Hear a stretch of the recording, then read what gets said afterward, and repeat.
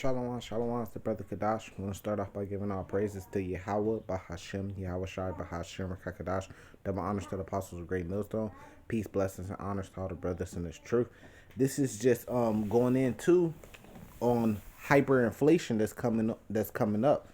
You know, the elders, man, going into this topic of hyperinflation that's supposed to be hyperinflation and inflation that's supposed to be coming up here pretty soon, you know, where you see the prices of everything go up because pretty much, to sum it up, because the dollar gets devalued, which I believe is gonna go all the way to a collapse, meaning the dollar is gonna collapse completely, you know. But first, before you see the dollar collapse completely and then you have this paper money in your pocket that's worthless, you're going to see the dollar being devalued, which is, you know, what happens when there's hyperinflation. Meaning when you go to the store, you know, a pack of tissue might be 3 times as much as what it is. Gas might go up to $6, $7, $8 a gallon, you know, and then if you take premium gas, add another dollar on that, you know. And anywhere in all prices of any goods or anything worth anything, it's going to go up by a lot, you know. So I mean, you got to get ready. You know, we've been telling you this because the prophets, we've been seeing this because the scriptures tells us about these things, that it's going to be times like this. So with us seeing these things, we've been warning the people already. This is Ezekiel chapter 3. And now it's coming, you know, and it could be here this year. By the end of this year, by the summertime, you could start seeing this hyperinflation. You know, why do people think, you know, y'all getting all this money? You know, the PPP loans, you're getting income taxes, you know, you getting grants, you know, you getting all type of different things, you know, stimulus checks and stuff they're cutting off. Why you think they're just giving you all this money? I personally think that Esau is planning all this, you know, and he wants to devalue the dollar in order to bring in his new system, which is going to be digital currencies. He's going to make a federal digital coin and then absorb or take out the competition like Bitcoin and stuff like that. This is Ezekiel chapter 3, verse 1. It says, "Moreover, he said unto me, Son of man, eat that thou findest, eat this roll and go speak into the house of Israel." So, verse 2. So I opened my mouth and he caused me to eat this roll. Meaning you have to eat this whole Bible. Meaning you have to learn the whole Bible. You have to learn the breakdowns. You have to learn the precepts, all those things. And then you have to go teach the truth. Because on your journey of, you know, learning and studying this Bible and eating the roll, things become clear to you. The Lord reveals things to you. Just like the man of sin, that's revealed to us by reading the Bible. We could put the precepts together and we know that that goes back to Esau, you know. And then his plan, Esau's plan to bring in the mark of the beast, which is the implant chip. Those things are revealed to us by eating the whole row, you know. Verse 3, it says, "And he said unto me, Son of man, cause thy belly to eat and fill thy balls with the roll that I give thee. Then did I eat it, and it was in my mouth as honey for sweetness. And he said unto me, Son of man, go get thee into thy house of Israel and speak with my words unto them." So we ate the whole roll, and then we're going out there to the house of Israel and try to warn them and try to teach them, to try to show them, like, look, these things are going to happen.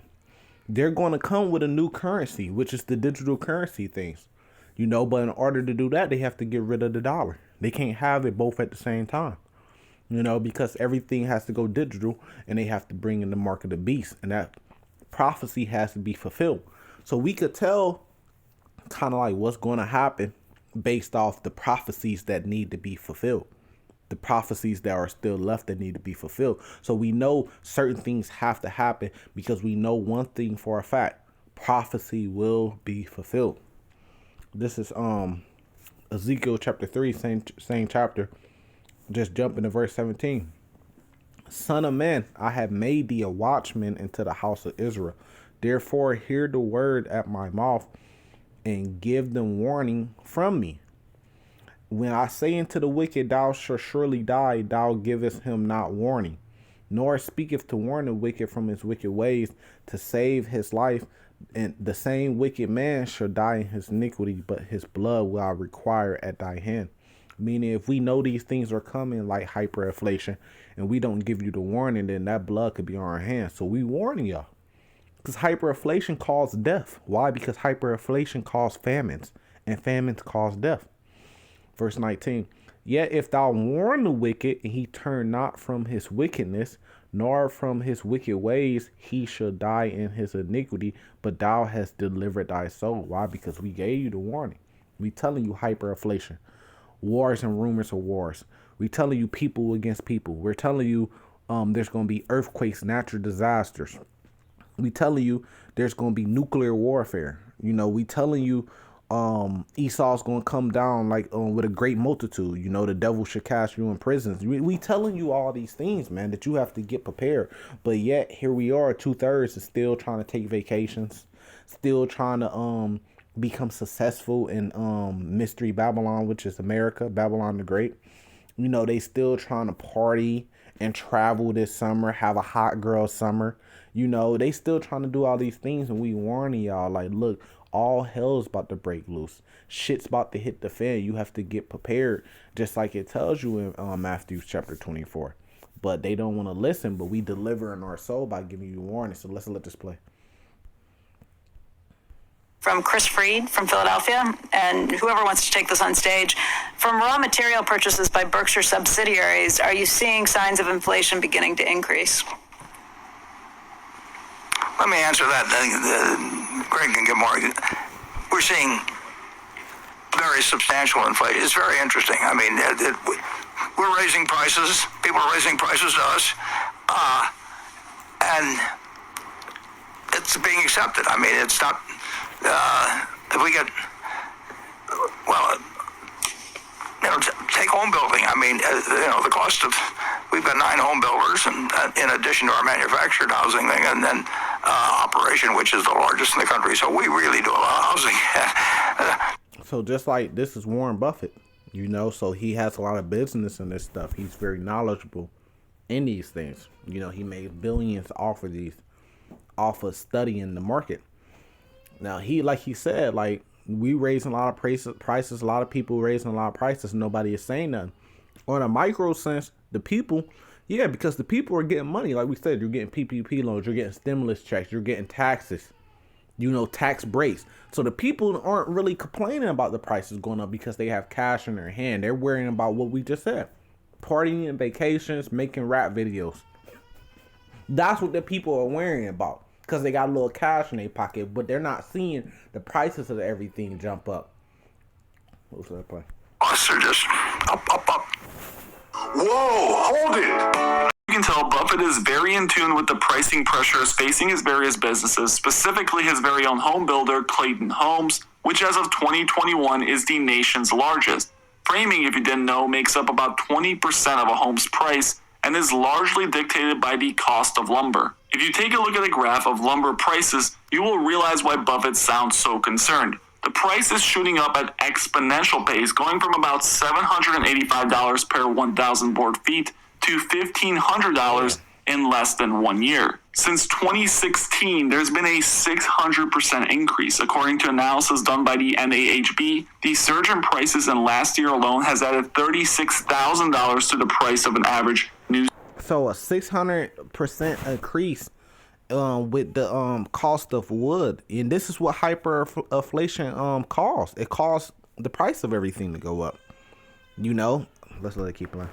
Family home. Some home builders are even slowing production despite massive demand due to exorbitant costs that rise by the day. Yeah, and what also happened, because I'm a homeowner too, so I know personally what also happens is there's a housing shortage.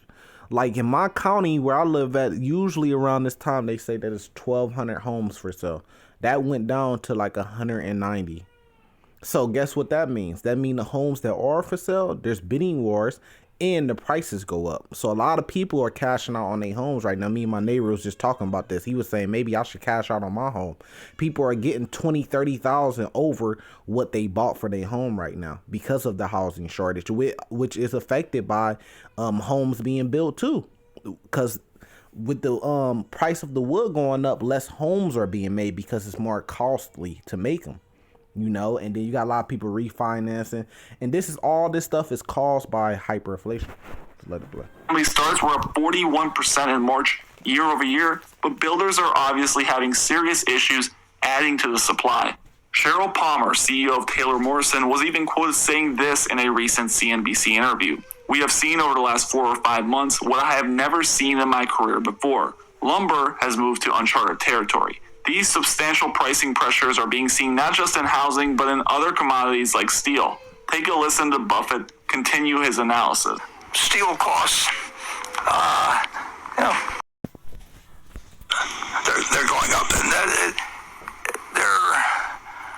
there hasn't yet been, because the wage stuff follows. I mean, if the UAW writes a 3-year contract, we got a 3-year contract. But if you're buying steel at General Motors or someplace, you're paying more every day.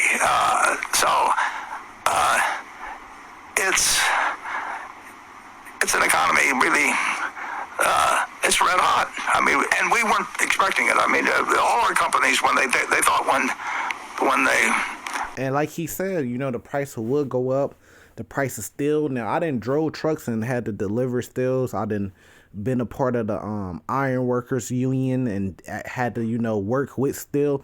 And what happens is when these contractors can't afford to bid on the contract no more because the prices of the materials is too high, what ends up happening is guess what? Jobs are lost. People are laid off for a season because the prices of the materials is too high and it's costing too much that they have to start downsizing with their workers and not paying people so much. This is Ecclesiastes chapter 12. It says, verse 1, "Remember now thy creator in the days of thy youth, while the evil days come not, nor the years draw nigh, when thou shalt say, I have no pleasure in them." So it's just being a watchman. Same thing as Ezekiel. You got to remember before the evil days come, and prepare for these things. It says, "While the sun or the light or the moon or the stars be not darkened, nor the clouds return after the rain, in the day when the keeper of the house shall tremble." So they're starting to tremble. He's considered a keeper of the house, and the strong man shall bow themselves, and the grinders cease because they are few, and those that look out the windows be darkened, meaning the grinders cease, the workers, people are being laid off at these different places. And, a lot of people lose jobs because the companies, in order to try to, either they're closing because they can't afford the materials no more. A lot of these small contractors are having to close their doors, the mom and pop shops, because they can't afford the materials no more because of inflation. Or they have to go overseas to try to get things made, which pretty much makes it even harder to have jobs and fewer jobs here in Mystery Babylon, America. But it says because they are few, and those that look out the windows be darkened because they don't see no future. They trying to figure out, so is it going to bounce back? Is it going to adjust itself, the market? Is everything going to come back when everything open back up? But they're not seeing that because we have everything open back up for a couple months, for like a month or something now. And things are only getting worse. There's famines coming. There's inflation coming, even with things being open. So now they're starting to scratch their head and be like, dang, the future ain't looking too good. Let's let it play. We're allowed to go back to work, at our various operations. When we closed the furniture stores, I mentioned, they were closed for 6 weeks or so on average. See, they had to close their furniture stores because the price of wood went up. This is what inflation caused.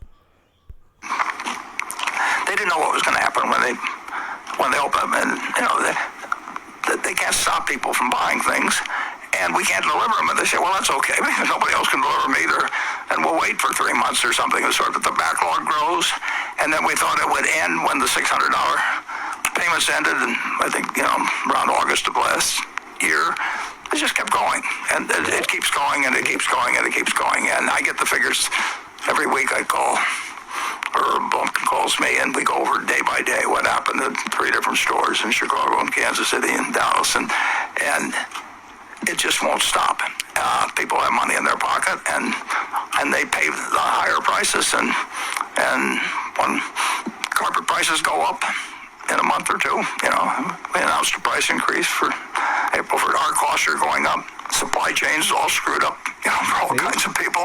But it's almost a buying frenzy, except certain areas you can't buy yet. You really can't buy international air travel, and so the money is being diverted from a piece of the economy into the rest, and everybody's got more cash in there. Just like he said, everybody has more cash in their pocket here. So like he said, everybody has more cash in their pocket, so it's creating the illusion that things are going good because people got more cash in their pocket, but the prices of everything is going up. And like he kept saying, it just kept going and going and going. Like Ecclesiastes chapter 12 say, the window should be darkened. They can't see the end. Like, when is things gonna go back to normal? It's not. This is 2nd Esdras chapter 16 verse 19. It says, behold, famine and plague, tribulation and anguish are sent as scourges for amendment. But for all these things they shall not turn for their wickedness, nor be always mindful of the scourges. So people still are going to be wicked, because like we said, people just want to go party and stuff. You want the party to keep going on. They're not looking at these things that's coming upon them, and they're going to be caught like a thief breaking in at nighttime. Verse 21, behold, virtue shall be so good cheap upon the earth that they shall think themselves to be in good case, and even then shall evils grow upon the earth, sword, famine, and great confusion. And we already went over hyperinflation causes famines.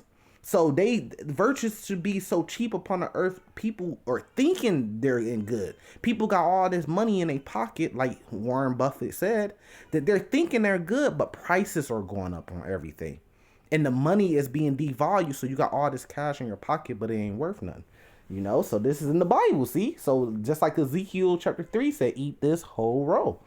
Verse 22, for many of them that dwell upon the earth shall perish of famine. Because that's what hyperinflation is going to cause. It's going to cause a famine in goods and different things that you need to live everyday life. Gas. It's going to cause a famine on gas. Gas stations are going to be overrun and going to be packed, and the prices are going to be higher, and a lot of people aren't going to be able to afford those prices. It's going to cause loss of jobs, and it's going to cause food prices, literal famines, and water and drink to go up. It says, in the other that escape the hunger, but even if you do escape the hunger, the sword should destroy, because when there's famines, people return to like their beastly state. People go crazy, man. All hell break loose. And people gonna take what you got because they can't afford to get it, or they didn't properly prepare. I'm always on my channel putting up videos when shit hits the fan. City prepping, different outcomes and different situations that could happen. I'm always putting that up on my channel, so you could check out some of those videos. I got another one coming up that's called Who Can You Trust? When shit hits the fan. So it could be very edifying. It says, for many of them that dwell on the earth shall perish of the famine, and the other that escape the hunger shall the sword destroy. And the dead shall be cast out of the dug, and there shall be no man to comfort them. For the earth shall be wasted, and the city shall be cast down. And that's what's going to happen. Hyperinflation is going to cause the cities to be cast down. And the only way that you're going to get out of this situation is if the Lord saves you, if you're an Israelite. So with that, I'm going to say salvation to the Israel, and shalom. Salvation to the elect.